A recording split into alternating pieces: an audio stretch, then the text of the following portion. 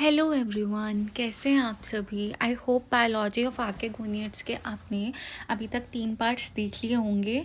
मेरे फ़ोन में थोड़ा सा ग्लिच आ गया था, वो एक वीडियो बन सकता था but due to unavoidable circumstances मेरे को वो 3 पार्ट्स में अपलोड करनी पड़ी। सो आई विल ट्राई कि ये वाला वीडियो एक ही पार्ट में कवर हो जाए। प्लीज़ उसके तीनों पार्ट्स देख लेना। So let's begin with our topic. आज का जो हमारा टॉपिक है वो है साइनैप्स। हम साइनैप्स को बहुत अच्छे से पढ़ेंगे एंड इसमें हम न्यूरोट्रांसमीटर इंक्लूड करेंगे।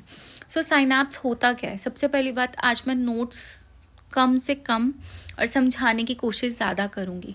तो एक तरीके से आपको यहाँ पे 2 न्यूरॉन्स दिख रहे हैं और बीच में एक कम्युनिकेशन दिख रहा है, ठीक है। एक तरफ आपको केमिकल्स के थ्रू कम्युनिकेशन दिख रहा है और एक तरफ आपको कुछ इलेक्ट्रिसिटी जैसा दिख रहा है।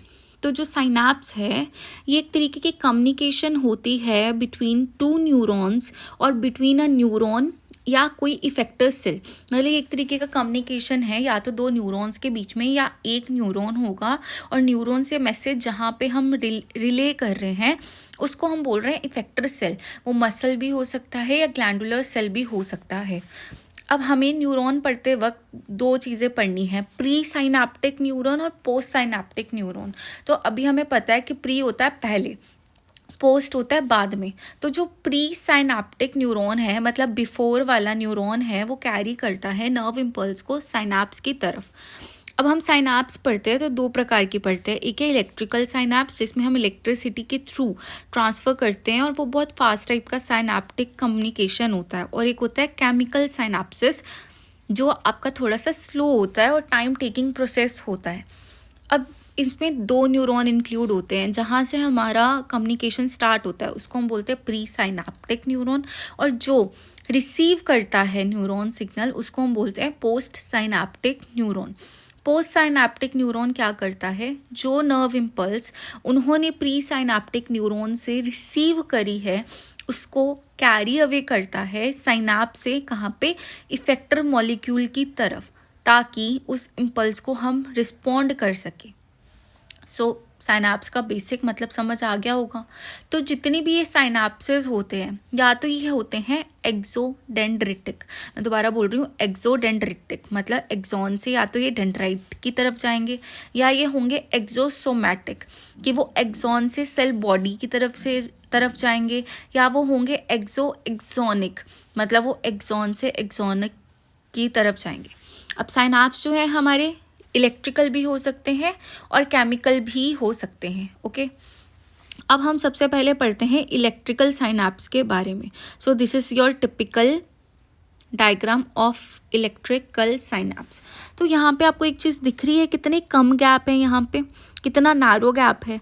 तो जो इलेक्ट्रिकल साइनैप्स है उसमें प्री साइनैप्ट और पोस्ट साइनैप्ट न्यूरॉन के बीच में बहुत कम गैप होता है, बहुत नैरो गैप होता है, जिसको हम बोलते हैं गैप जंक्शन। और ये हमें दिख भी रही हैं कि 2 जंक्शंस हैं आपस में लिंक्ड हैं और आयन फ्लो उन गैप जंक्शंस के थ्रू हो रहा है, ठीक है। इसमें होता है फिजिकल कनेक्शन। अब आपको दिख रहा है दोनों मेम्ब्रेन के बीच में जो कनेक्शन है वो हमारा फिजिकल है, जो है एडजेसेंट न्यूरॉन्स की मेम्ब्रेन के बीच में। इनके बीच में बहुत शॉर्ट डिस्टेंस होता है, 3.8 नैनोमीटर और किसी किसी में 3.8 नैनोमीटर होता है इलेक्ट्रिकल साइनैप्स में, जबकि केमिकल साइनैप्स में 20 से 40 तक वैरी करता है, मतलब 20 to 40 ये वैरी करता है। अब हम गैप जंक्शन के बारे में थोड़ा सा पढ़ेंगे। जो गैप जंक्शन है ये गैप जंक्शन का थोड़ा सा मॉडिफाइड वर्जन दिखाया हुआ है। तो गैप जंक्शन में ये देखो, ये है आपका ओपन जंक्शन, मतलब गैप जंक्शन में बीच में स्पेस दिख रहा है जहाँ से हमारा सिग्नल जो है वो पास हो रहा है। अगर वो क्लोज्ड है तो हमारा सिग्नल वहाँ पे पास नहीं होगा। हर एक गैप जंक्शन एक ट्यूबुलर स्ट्रक्चर से बनी होती है जिसको हम बोलते हैं कनेक्शन, ठीक है। और कनेक्शन प्लूरल टर्म है, हर एक मोनोमर को कनेक्शन के हम बोल रहे हैं कनेक्शन मोनोमर। कनेक्शंस जो हैं वो स्पैन कर रहा है प्लाज्मा मेम्ब्रेन को दोनों साइड से। तो हमें ये दिख रहा है ना कि ये ऊपर से भी स्पैन कर रहा है और ये नीचे से भी स्पैन कर रहा है।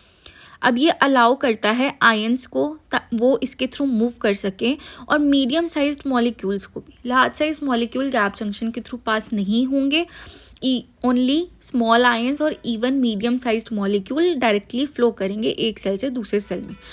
अब इनका जो डायरेक्शन है ना वो दोनों डायरेक्शन में होता है कि इम्पल्स का ट्रांसमिशन ऊपर भी कर सकते हैं नीचे भी कर सकते हैं, तो इस टाइप की डायरेक्शन को हम क्या बोलते हैं, बाई डायरेक्शनल। तो हमने क्या पढ़ा कि गैप जंक्शन का जो मोनोमर है वो है कनेक्सिन। कनेक्सिन ने मोनोमर्स ने मिलकर एक पॉलीमर बनाया जिसको हम बोल रहे हैं कनेक्सिन, जो चैनल फॉर्म कर रहा है। Okay, so this is the structure, detail structure of gap junction. अब हम इलेक्ट्रिकल साइनेप्स के बारे में थोड़ा सा और देखेंगे। होप आपको गैप जंक्शन के बारे में तो समझ आ गया होगा। अब इलेक्ट्रिकल साइनेप्स जो है इसमें जो हमारा ट्रांसमिशन है वो बहुत फास्ट होता है, नैनो सेकेंड्स में होता है।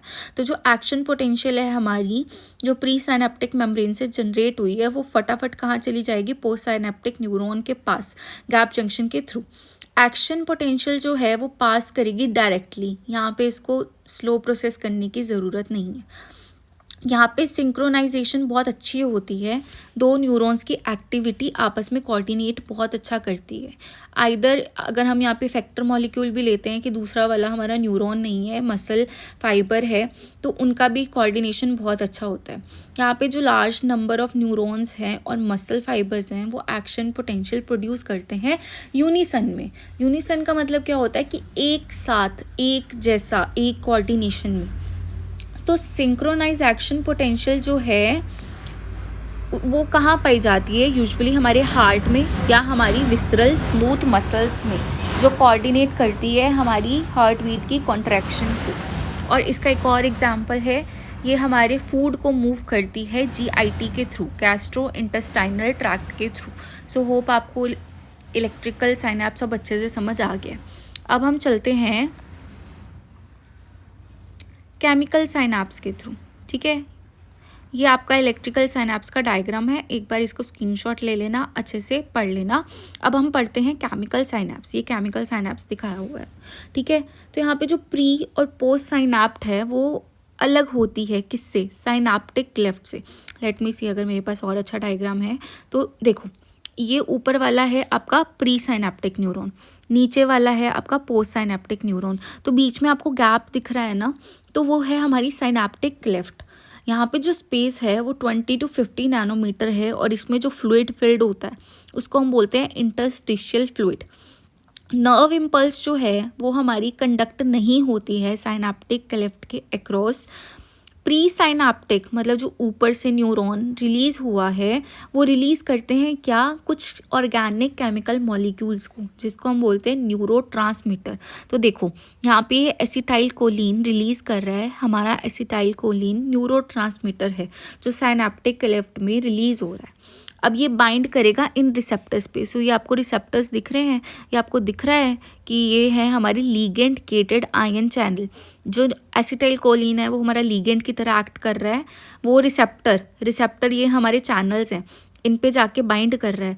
बाइंड करने के बाद ये ओपन हो रहे हैं और जो न्यूरोट्रांसमीटर है वो हमारा पास हो रहा है। तो जो हमारी प्री साइनेप्टिक न्यूरॉन है वो न्यूरोट्रांसमीटर रिलीज़ कर रही है, इस केस में एसिटाइल कोलिन है, और वो रिसेप्टर पे बाइंड कर रहे हैं प्लाज्मा मेम्ब्रेन पे पोस्ट साइनेप्टिक न्यूरॉन के। अब प्री साइनेप्टिक न्यूरॉन क्या कर रहा है, कन्वर्ट कर रहा है इलेक्ट्रिकल सिग्नल को, किसमें, केमिकल सिग्नल्स में। किसमें कन्वर्ट कर रहा है, इलेक्ट्रिकल सिग्नल्स को केमिकल सिग्नल्स में, जो हमारे रिलीज न्यूरोट्रांसमीटर हैं। अब जो पोस्ट साइनेप्टिक न्यूरॉन है हमारा वो एक्टिवेट करेगा, पोस्ट साइनेप्टिक न्यूरॉन जो है वो रिसीव करेगा हमारे केमिकल सिग्नल्स को और वो जनरेट करेगा इलेक्ट्रिकल सिग्नल, जिसको हम बोलेंगे पोस्ट साइनेप्टिक पोटेंशियल। मतलब उन्होंने इलेक्ट्रिकल सिग्नल जनरेट किया, यहाँ पे पोस्ट साइनेप्टिक न्यूरॉन जनरेट कर रहा है, तो इसलिए हम बोल रहे हैं पोस्ट साइनेप्टिक पोटेंशियल। और जो टाइम रिक्वायर्ड है इस प्रोसेस को करने के लिए उसको हम बोलते हैं साइनेप्टिक डिले। वो कितना होता है, 0.5 मिली सेकेंड का। केमिकल साइनेप्स जो है वो सिग्नल्स को धीरे धीरे रिले करते हैं इंस्टीड ऑफ इलेक्ट्रिकल साइनेप्सिस, जो नैनो सेकेंड में वो प्रोसेस को कंप्लीट कर लेते हैं। ओके, तो अब हम प्रोसेस देखते हैं। देखो, प्री साइनेप्टिक न्यूरॉन ने न्यूरोट्रांसमीटर रिलीज़ किया, साइनेप्टिक के लेफ्ट में न्यूरोट्रांसमीटर रिलीज़ हुए, वो रिसेप्टर पे बाइंड किए पोस्ट साइनेप्टिक न्यूरॉन की प्लाज्मा मेम्ब्रेन पे। अब जो न्यूरोट्रांसमीटर है, देखो ये है हमारे रिसेप्टर, इससे जाके बाइंड किया हमारा न्यूरोट्रांसमीटर। यहाँ पे न्यूरोट्रांसमीटर है हमारा नॉर एपिनेफ्रिन। अब केमिकल साइनेप्सिस पे जी प्रोटीन इन्वॉल्व होते हैं। तो नोर एपिनेफ्रिन कहाँ पे बाइंड किया, जी प्रोटीन पे, उसने एक्टिवेट किया अडेनाइलेट साइक्लेज को और हमारी प्रोसेस चल गई। फिर क्या प्रोड्यूस हुआ, पोस्ट साइनेप्टिक पोटेंशियल। ओके, अब हम एक चीज़ और पढ़ेंगे यहाँ पे, पहले हम रिकॉल करते हैं। एक नर्व इम्पल्स अराइव हुई साइनेप्टिक एंड पे, कहाँ पे हुई, साइनेप्टिक एंड पे, जिसको हम बोलते हैं bulb of presynaptic axon. ठीक है, अब उन्होंने क्या किया, वोल्टेज गेटेड कैल्शियम चैनल्स को ओपन कर दिया, जिससे नर्व इम्पल्स हमारी डीपोलराइज हो गई। फॉर एग्जाम्पल आप यहाँ पे एग्जाम्पल ले लो कि यहाँ पे एक नर्व इम्पल्स अराइव करी synaptic end of bulb of presynaptic axon पे। अब यहाँ पे नर्व इम्पल्स हमारी डीपोलराइज हो जाएगी, क्योंकि वोल्टेज गेटेड कैल्शियम चैनल जो हैं हमारे ओपन हो जाएंगे। उससे क्या होगा, कैल्शियम अंदर की तरफ मूव करना स्टार्ट कर देगा और high concentration of calcium, please इस डायग्राम पे मत जाना, इन्होंने रेफरेंस सोडियम पोटेशियम का दिया है, पर मैं आपको कैल्शियम के वे में समझा रही हूँ। अब हमारा कैल्शियम चला जाएगा अंदर, अब अंदर जा रहा है तो कैल्शियम की कंसंट्रेशन बढ़ जाएगी। वेट, मैं थोड़ा अच्छे से डायग्राम देखती हूँ। हम इसको इस डायग्राम से समझते हैं। ओके, यहाँ से ये आपको ज़्यादा अच्छे से समझ आएगा। तो एक नर्व इम्पल्स अराइव करी, ये ऊपर आपको नर्व इम्पल्सेस दिख रही हैं, ये अराइव करी साइनेप्टिक एंड या bulb of presynaptic axon. ये छोटे छोटे वेसिकल्स दिख रहे हैं, ये आपके बल्ब है।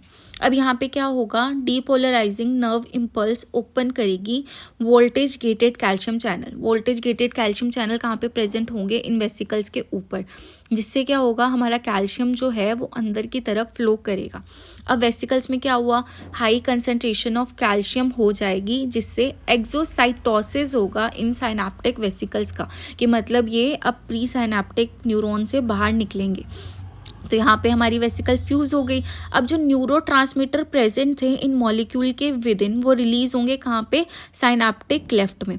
ये देखो, ये फ्यूजन दिखा रखी है। अब न्यूरोट्रांसमीटर मॉलिक्यूल क्या हुए, हमारे रिलीज हो गए विद इन द वेसिकल्स, और वो साइनेप्टिक क्लेफ्ट में हुए रिलीज। हर एक वेसिकल में 1000 मॉलिक्यूल्स होते हैं न्यूरोट्रांसमीटर के। अब न्यूरोट्रांसमीटर ने क्या किया, बाइंड किया पोस्ट साइनेप्टिक न्यूरॉन की प्लाज्मा मेम्ब्रेन में, जिससे क्या हुआ, सी, अब यहाँ क्या हो गया, ये बाइंड कर गया, जिससे क्या हुआ कि सोडियम का जो है फ्लो अंदर की तरफ हो गया और पोटेशियम का फ्लो बाहर की तरफ हो गया, जिससे क्या हुआ कि वोल्टेज जो था हमारा मेम्ब्रेन की तरफ वो चेंज हो गया, जिसको हमने बोला post synaptic potential. See this, अंदर की तरफ पॉजिटिव ज़्यादा है, बाहर की तरफ नेगेटिव ज़्यादा है। अब 3 सोडियम आ गए अंदर, 2 पोटेशियम आ गए बाहर। तो बाहर पॉजिटिव कम है तो बाहर वाली मेम्ब्रेन हो जाएगी हमारी नेगेटिव, अंदर वाली हो जाएगी हमारी पॉजिटिव। इसको हम बोल रहे हैं पोस्ट साइनेप्टिक पोटेंशियल। अब इस पोस्ट साइनेप्टिक पोटेंशियल से क्या हुआ, या तो डीपोलराइजेशन हुआ, मतलब एक्साइटेशन हुआ हमारी मेम्ब्रेन का, या हाइपर पोलराइजेशन हुआ, मतलब या हमारी मेम्ब्रेन का इनहिबिशन हुआ। जब डीपोलराइजिंग पोस्ट साइनेप्टिक पोटेंशियल एक थ्रेशोल्ड पे रीच कर जाएगी तो उससे हमारी एक्शन पोटेंशियल जनरेट होगी, वो मैं आपको ग्राफ के थ्रू समझाती हूँ। सी दिस, ठीक है। अब इन्होंने क्या बोला, पोस्ट साइनेप्टिक पोटेंशियल जो है वो एक्साइटरी भी हो सकती है, ये है एक्साइटरी पोस्ट साइनेप्टिक पोटेंशियल, और वो इनहिबिटरी भी हो सकती है। इस केस में इन्होंने बोला हमारा जो रेस्टिंग मेम्ब्रेन पोटेंशियल है वो होता है 17 मिली वोल्ट। ओके, सो यहाँ पे अब हमारी एक्साइटेशन हो रही है, एक्साइटेशन पोस्ट साइनेप्टिक पोटेंशियल से यहाँ पे शो कर रहा है कि स्टिमुलाई आया और उससे एक्साइटेटरी पोस्ट साइनेप्टिक पोटेंशियल बनी। फिर क्या हुआ, डीपोलराइजिंग पोस्ट साइनेप्टिक पोटेंशियल जो है वो थ्रेशोल्ड पे रीच कर गई और उसने क्या ट्रिगर करी, एक्शन पोटेंशियल। अब जब वो थ्रेशोल्ड पे रीच कर गई, ये पीक दिखा रखा है, ओवरशूट हो गया, तो यहाँ पे क्या हुआ, हमारी एक्शन पोटेंशियल जनरेट हुई axon of postsynaptic neuron में, और वो फिर से रेस्टिंग मेम्ब्रेन पोटेंशियल को रीच कर जाती है। हमारी आरएमपी क्या होती है, -70 मिली वोल्ट। अब हम यही कह रहे हैं कि जो न्यूरोट्रांसमीटर है वो या तो होते हैं एक्साइटेटरी और इनहिबिटरी, ठीक है, और वो ग्रेडेड पोटेंशियल प्रोड्यूस करते हैं। ओके, अब यहाँ पे इससे हम समझेंगे एक्साइटेटरी, जो न्यूरोट्रांसमीटर एक्साइटेशन कोज करते हैं वो इनिशिएट क्या कर रहे हैं, डीपोलराइजेशन को। डीपोलराइजेशन क्या है कि हमारे voltage gated sodium channel open हो रहे हैं और अभी हमारे पोटाशियम चैनल थोड़े से लीकी ज़रूर हैं पर वो भी क्लोज हैं। तो ये क्या कर रहा है, थ्रेशोल्ड के क्लोज अपने आप को ला रहा है। डीपोलराइजेशन से क्या हुआ, एक्साइटेटरी पोस्ट साइनेप्टिक पोटेंशियल बन रही है। तो देखो हमारी रेस्टिंग मेम्ब्रेन पोटेंशियल होती है -70 मिली वोल्ट। अब यहाँ पे एक्साइटेटरी न्यूरोट्रांसमीटर रिलीज हुए जो हमारा स्टिमुलस है और उन्होंने क्या प्रोड्यूस किया, excitatory post synaptic potential, okay, जो -70 मिली वोल्ट से थोड़ी सी ज़्यादा होगी। अब एक single excitatory post synaptic potential trigger नहीं करती नर्व इम्पल्स, पर ये सेल की एक्साइटेबिलिटी को इंक्रीज करेगी कि अंदर सोडियम ज़्यादा आएगा, बाहर पोटेशियम कम जाएगा। अब इसी तरीके से जो इनहिबिटरी न्यूरोट्रांसमीटर है वो हाइपर पोलराइज करेंगे पोस्ट साइनेप्टिक मेम्ब्रेन को, मतलब यहाँ पे पोटेशियम चैनल्स हमारे ज़्यादा ओपन होंगे इंस्टेड ऑफ सोडियम चैनल्स। तो हाइपर पोलराइजेशन हमारी एक्शन पोटेंशियल को जनरेट करने में और डिफ़िकल्टी क्रिएट करेगी, जिससे जो मेम्ब्रेन पोटेंशियल है वो और ज़्यादा नेगेटिव हो जाएगी हाइपर पोलराइजेशन के दौरान। इसलिए हम बोलते हैं are hyperpolarizing postsynaptic potential को हम इनहिबिटरी पोस्ट साइनेप्टिक पोटेंशियल भी बोलते हैं। ओके, सो अब थोड़ा सा हम यहाँ पे पढ़ेंगे। ओपनिंग ऑफ सोडियम और calcium channel leads to depolarization of membrane. अगर मेम्ब्रेन डिपोलराइज हो रही है, मतलब -70 से वो ऊपर जा रही है प्लस की तरफ, तो वहाँ पे हमारे सोडियम और कैल्शियम चैनल ओपन है जिससे मेम्ब्रेन डिपोलराइज हो रही है। अगर वहाँ पे सफिशिएंट डिपोलराइजेशन हो रही है तो हमारी थ्रेशोल्ड पोटेंशियल रीच हो जाएगी और एक्शन पोटेंशियल जो है पोस्ट साइनेप्टिक मेम्ब्रेन में प्रोड्यूस हो जाएगी। अब जैसे कि EPSP डिपोलराइज कर रहा है मेम्ब्रेन को, तो उससे क्या होगा, एक्शन पोटेंशियल फैसिलिटेट होगा, जबकि इनहिबिटरी पोस्ट साइनेप्टिक पोटेंशियल जो है वो मेम्ब्रेन को हाइपर पोलराइज करेगी और वो डिफ़िकल्टी क्रिएट करेगी थ्रेशोल्ड रीच करने में। ओपनिंग ऑफ पोटाशियम और क्लोराइड चैनल, मतलब वहाँ पे था कि हमारा सोडियम और कैल्शियम चैनल की ओपनिंग से रिपोलराइजेशन होता है और पोटाशियम क्लोराइड चैनल की ओपनिंग से हाइपर पोलराइजेशन हो रहा है मेम्ब्रेन का। सिंस जो करंट है वो आउटवर्ड डायरेक्शन में है, मतलब पोटाशियम चैनल बाहर की तरफ ज़्यादा जा रहे हैं, क्लोराइड आयंस अंदर आ रहे हैं, तो opening of either of these two channels, या तो पोटाशियम चैनल ओपन हो गए या क्लोराइड चैनल ओपन हो गए, वो क्या कर रहे हैं, मेम्ब्रेन की हाइपर पोलराइजेशन कर रहे हैं। और एक हाइपर पोलराइज मेम्ब्रेन जो है वो थ्रेशोल्ड पोटेंशियल से देखा और नीचे की तरफ जा रही है। हमने यहाँ देखा ना IPSP जो है -70 से भी नीचे जा रही है, तो वो डिफ़िकल्टी क्रिएट कर रही है थ्रेशोल्ड अटेन करने में। देयरफॉर एक्शन पोटेंशियल उस केस में हमारी इनहिबिट होगी। सो होप आपको ये तीनों ग्राफ भी बहुत अच्छे से समझ आ गए। अब हम पढ़ रहे हैं न्यूरोट्रांसमीटर्स के बारे में। ओके, सो पहले हम क्लासेस देखेंगे। न्यूरोट्रांसमीटर्स की कुछ क्लासेस होती हैं, acetyl choline, biogenic amines, amino acid, neuropeptide, gases, purines and lipid. अब न्यूरोपेप्टाइड की भी फर्दर आगे क्लासेस होती हैं, बट उससे पहले हम थोड़ा सा पढ़ेंगे क्लासेस ऑफ न्यूरोट्रांसमीटर के बारे में। तो सबसे पहली क्लास है हमारी एसिटाइल कोलिन। एसिटाइल कोलिन एक स्मॉल मॉलिक्यूल है जो एसीटेट और कोलाइन से बनता है और ये क्लास है। एसिटाइल कोलिन एक ऐसा इकलौता न्यूरोट्रांसमीटर है जो हम न्यूरो मस्कुलर जंक्शन में यूज़ करते हैं और पैरासिम्पथेटिक नर्वस सिस्टम इसको न्यूरोट्रांसमीटर की तरह यूज़ करता है। अब ये न्यूरोट्रांसमीटर है तो उसका डिग्रेडेशन होना भी ज़रूरी है। तो एसिटाइल कोलिन एस्टरेजेस ब्रेक डाउन करता है एसिटाइल कोलिन के स्ट्रक्चर को, क्योंकि इसमें कौन सी लिंकेज पाई जाती है, एस्टर लिंकेज पाई जाती है, और उस एस्टर लिंकेज को ब्रेक डाउन करने के लिए हमें क्या चाहिए, एसिटाइल कोलिन एस्टरेजेस। अब दूसरी क्लास है इनहिबिटरी न्यूरोट्रांसमीटर। तो कुछ अमाइनो एसिड ऐसे हैं जो इनहिबिट करते हैं एक्शन पोटेंशियल के प्रोसेस को, उसको हम बोलते हैं इनहिबिटरी न्यूरोट्रांसमीटर। इसमें आपका एग्जांपल है ग्लाइसिन और गामा अमाइनो ब्यूटारिक एसिड। ये कहाँ पे पाए जाते हैं, यूजुअली हमारे ब्रेन में या स्पाइनल कोड में। अब जो ग्लूटामेट है, जिसको हमने ग्लूटामिक एसिड बोला है, अगर उसमें COH ग्रुप आ जाए, एंड एस्पार्टेट, ये हमारे एक्साइटरी न्यूरोट्रांसमीटर है। तो हमें याद रखना है कि हमारे न्यूरोट्रांसमीटर दो टाइप्स के हो सकते हैं, जो इनहिबिट करते हैं, जो एक्साइटेशन करते हैं। जो IPSP को प्रमोट कर रहे हैं और थ्रेशोल्ड से दूर लेके जा रहे हैं, मतलब हाइपर पोलराइजेशन कर रहे हैं, वो है हमारे ग्लाइसिन और गाबा। और जो हमारी ईपीएसपी कर रहे हैं, थ्रेशोल्ड के पास लेके जा रहे हैं और डीपोलराइजेशन कर रहे हैं एक्शन पोटेंशियल का, और एक्शन पोटेंशियल क्रिएट करने में हेल्प कर रहे हैं, वो है हमारे ग्लूटामेट एंड एस्पार्टेट। फिर दूसरी क्लास जो है हमारी न्यूरोट्रांसमीटर्स की, वो है बायोजेनिक अमीन्स। अब बायोजेनिक अमीन्स को हम मोनो अमीन्स भी बोलते हैं, और ये फॉर्म होते हैं अमाइनो एसिड से जिनका कार्बोक्सी टर्मिनस हमने रिमूव कर दिया है। 3 बायोजेनिक अमीन्स हमें पता हैं जिनको हम कैटेकोलामीन बोलते हैं, और ये एक साथ ग्रुप टुगेदर होते हैं क्योंकि वो एक ही अमाइनो एसिड से बनते हैं। इसका जो प्रिकर्सर है, मतलब आपसे ये पूछा जा सकता है CSIR में या किसी भी PGT बायो में कि जो प्रिकर्सर है बायोजेनिक अमीन्स का या मोनोमीन्स का, वो कौन है? L tyrosine.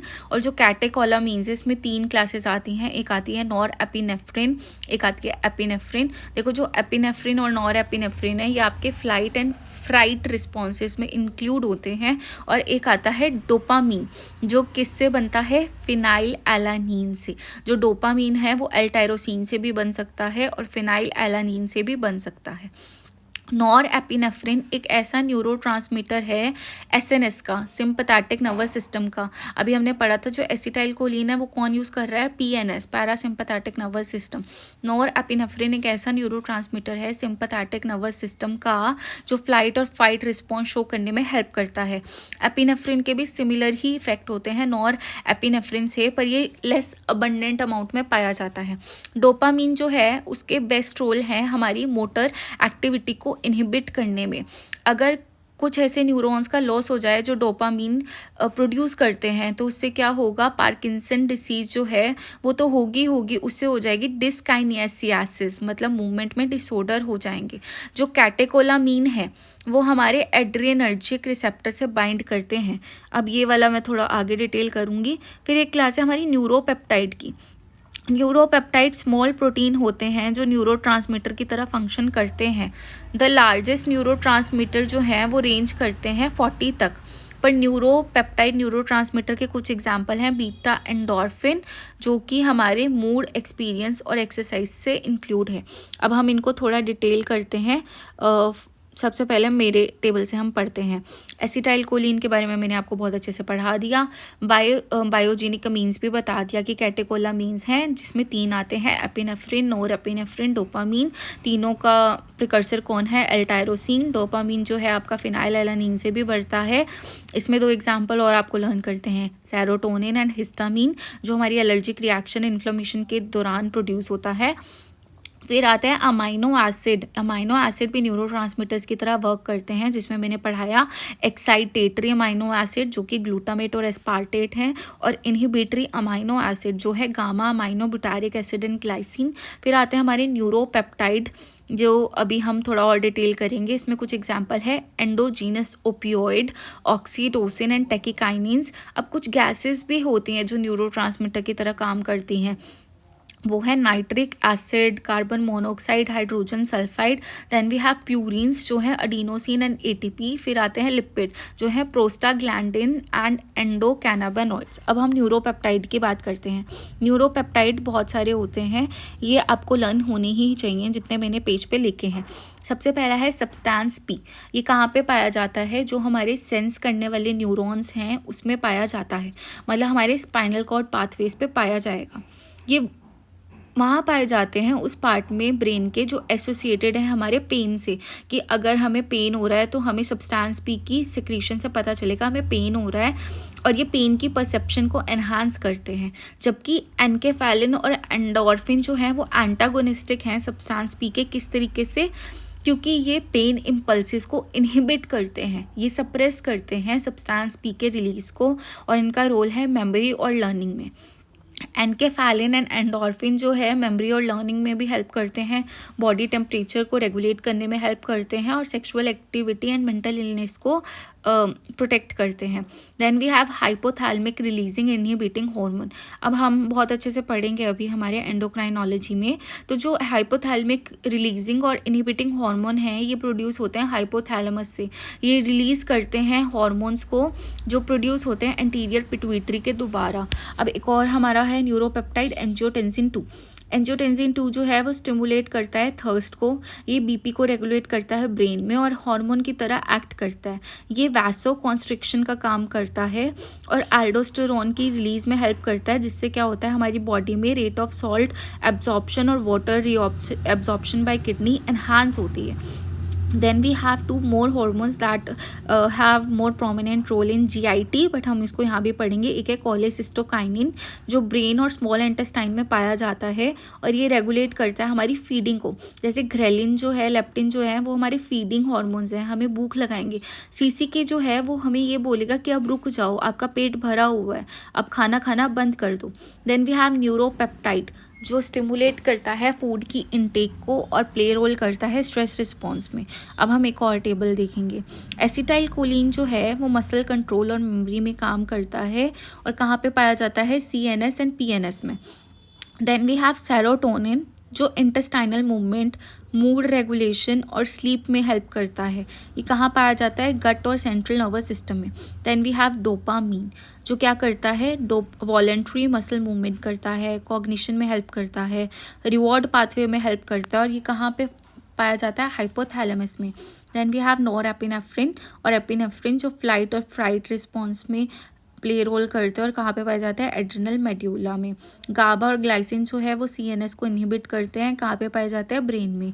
ग्लूटामेट जो है वो एक्साइटेटरी न्यूरोट्रांसमीटर है, कहाँ पे पाया जाता है, CNS एंड PNS में। सो आई थिंक आज के लिए इतना सफिशिएंट है।